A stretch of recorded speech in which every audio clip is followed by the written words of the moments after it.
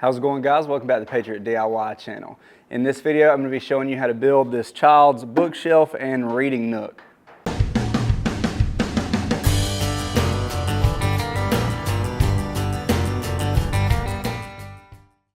All right, guys, welcome back to the channel. Now, I have a buddy that has a baby girl on the way, and I noticed on his Amazon wish list that he had a piece of furniture very similar to this, and after talking with him, I decided it would be better if I built it than bought it. And the good news for you guys is I'm going to show you exactly how I did it. I'm also going to have plans for how to build this linked in the description below if you want to build one for yourself.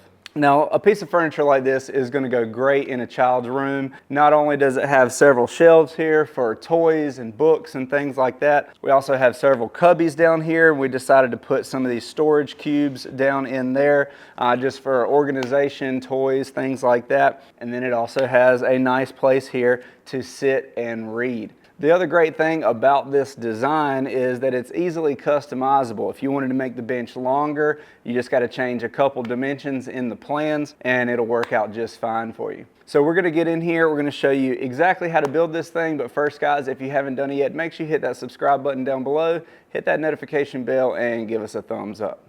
All right, guys, now if you want to follow along and build this with us, don't forget we have those plans linked in the description below. Let's get to work.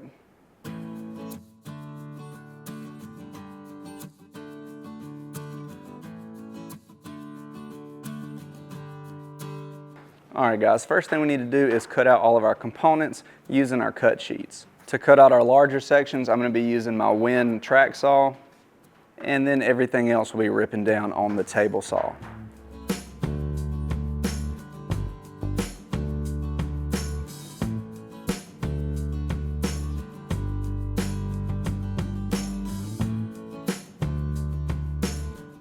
We have a few main components. We're going to have our sides, our back, our seat and our bottom, and then we'll have some vertical dividers and some shelves.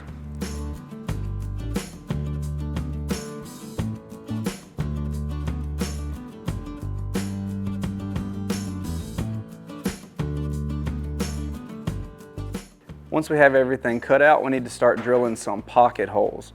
Now, every component of this build except for our sides is going to need pocket holes. And to drill these pocket holes, we're going to be using our Craig 720 Pro jig.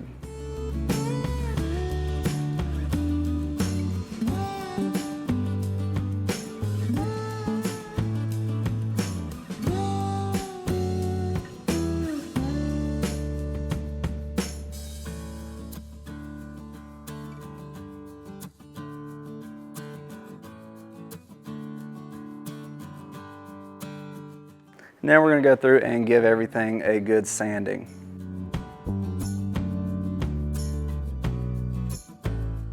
Now, before we start assembling all of our components, I think now's a good time to go ahead and paint these. That'll be much easier than trying to paint it once it's already assembled. To paint this, I'm going to be using my Graco airless paint sprayer. This is a great paint sprayer for DIY projects, and I will link to that in the description below.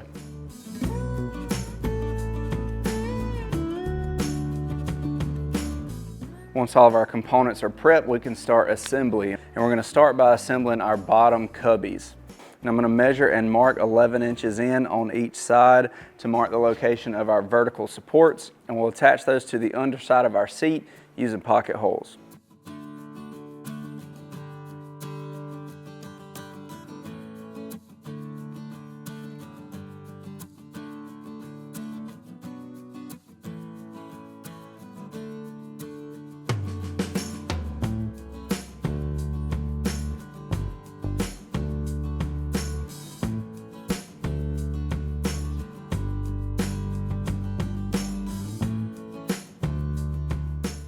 Next, we're going to lay our bottom piece face down on the bench and screw in those vertical dividers into the top of that, again using pocket screws and wood glue.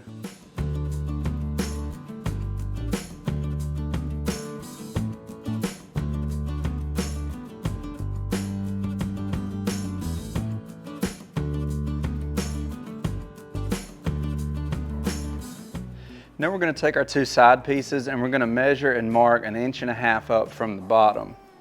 Then we're going to take our cubby assembly with the pocket holes facing down. We're going to align it with that 1.5 inch mark and fasten it to our 2 sides.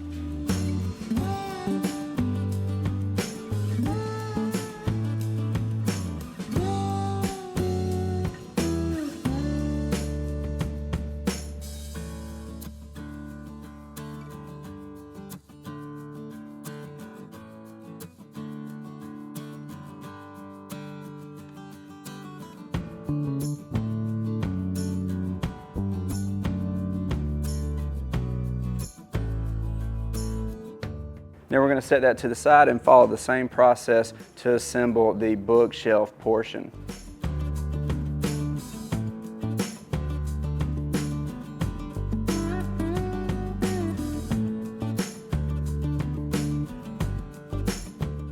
Then once we have our seat and our sides assembled, we're going to attach our bookshelf to the side.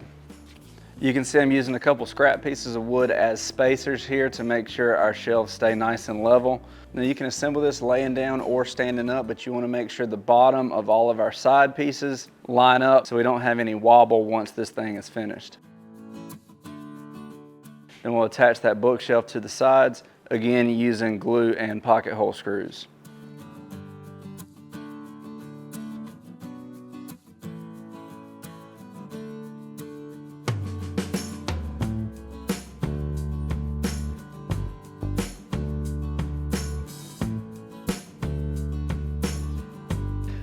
Now at this point in the project, we've done a pretty good job of hiding all of our hardware, except for the pocket holes on those vertical dividers. So to cover those up, I'm going to be putting in some of these pocket hole plugs from Craig. Just going to apply a little wood glue and knock them into place with a scrap 2x4.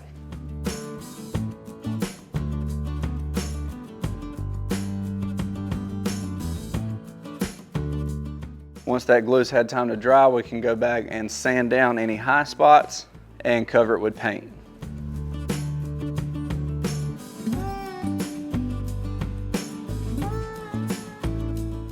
And with our frame mostly finished, we're going to flip it over so that the front is down on the workbench, and we're going to set the back piece into place. Now I'm going to measure and mark for the location of our seat and bottom so we can countersink and screw into the back of those, and then we'll attach it on the sides with pocket hole screws.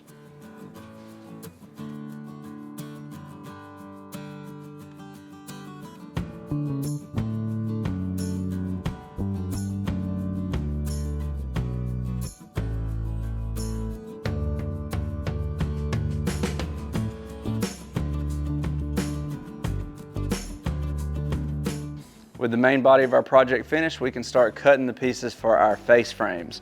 I'm going to be cutting the pieces for our face frame out of a 1x6, and I'll rip all these down on the table saw.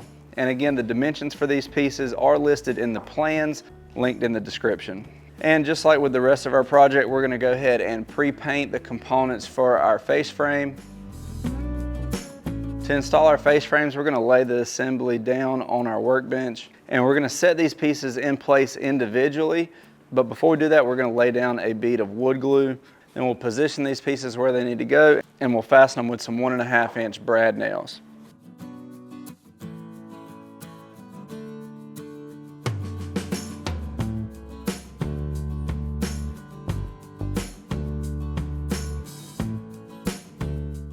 The purpose of the face frame is to hide the end grain of the plywood and give our piece a nice finished look.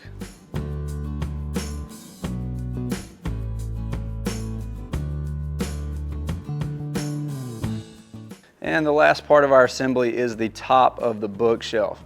Now I did round over the edges of mine, especially since it's going in a child's room, but that of course is optional. And I'm just going to fasten that in place the same way we did the face frames, with wood glue and brad nails. Now I made this top piece a little bigger than the bookshelf so we have a nice overhang all the way around. Now assembly is complete, guys, and I think it's looking great, but we do have a few more things we need to do.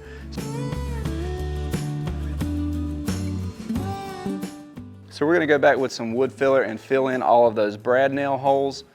Now once that's dry, we can give the entire piece a light sanding with some 220 grit sandpaper.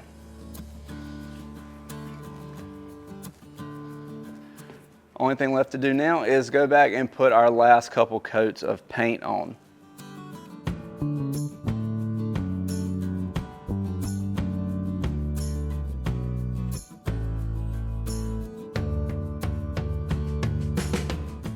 And after this last coat, I did decide to go back and lightly sand the entire thing and apply a couple coats of water-based polyurethane to protect it from scratches and chips and things like that.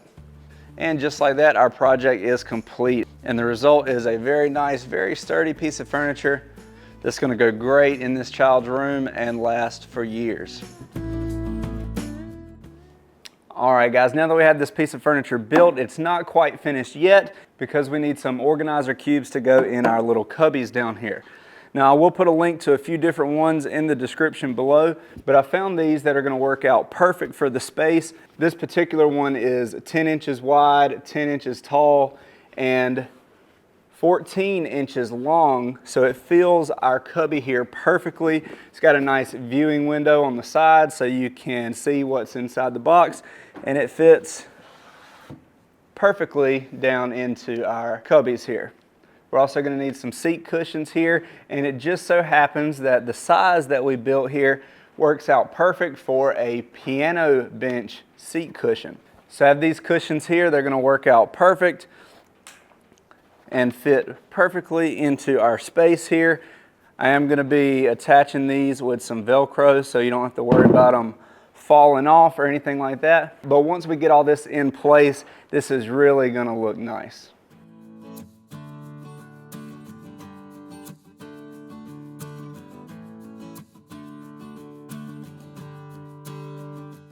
All right guys, now just to make sure our cushions don't move around too much or fall, we're going to be using a couple different Velcro products to temporarily secure our cushions to the bench, but make sure they're still removable.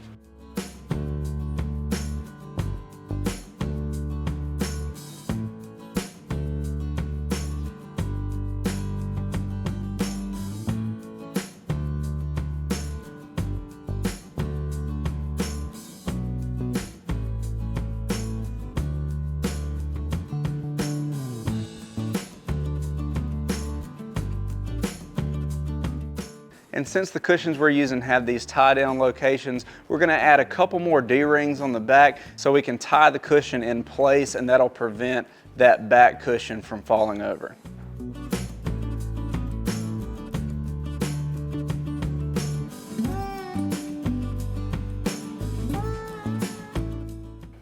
All right guys, that is it for our kids' bookshelf and reading nook, toy organizer, whatever you want to call it. This was a really fun project, and the result is a very nice piece of furniture that's going to be a lot higher quality than what you're going to buy on Amazon.